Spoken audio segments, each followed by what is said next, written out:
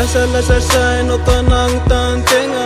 Inona marina natonga anao nandeha. Fiara sikaro nataoko tamin'ny flo. Stanty misy baby renao no andao. Satria tena lovy, mbola lovylovy. Nany any anaty podcast lovy fa lasanao stanana. Lasana tsy voatana toko. Lasana ka de marary fo. Lasana ka de mavesatra mavesatriny lo. Lasana tsy voatana toko. Lasana ka de marary fo. Lasana ka de mavesatra mavesatriny lo. Ezakananao zay mba hitazonanao.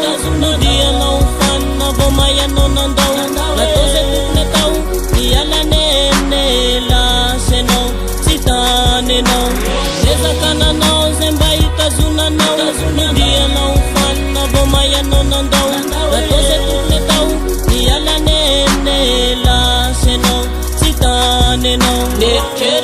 Neritreritry gne zavatry hitako. Nagnino rô madamo ino loatra rasy vitako. Anao agnontania tsy miteny tsy mivolagny. Nitsôlitsônge tsy terasy teneninao le olagny. Teneny kiripisy raha misy zakanao niditrako. Fa za de vonona anarina zay vitako. Aiza ve le voady marobe fanaovantsika.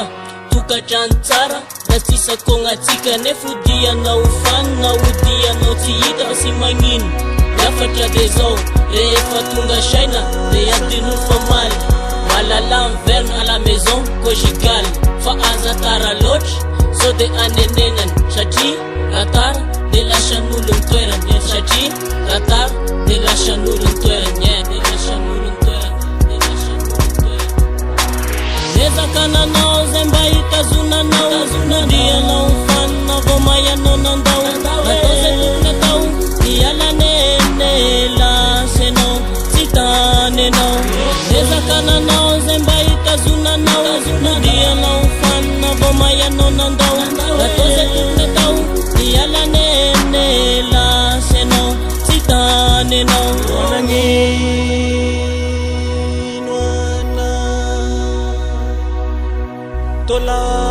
Tolasananda Batsikaro tambony altara. Na inkitrano tsika sy saraka de za hoanao. Nefa kehitriny enao nandao ka nandao. Lasana tsy voatana toko. Lasana ka de marary fo. Lasana ka de mavesatra mavesatriny lo. Ezakananao zay mba hitazonanao. Nodianao fanina vao maianao nandao. Natao zay tokony atao hialanene lasenao tsy tanenao. Ezakananao zay mba hitazonanao.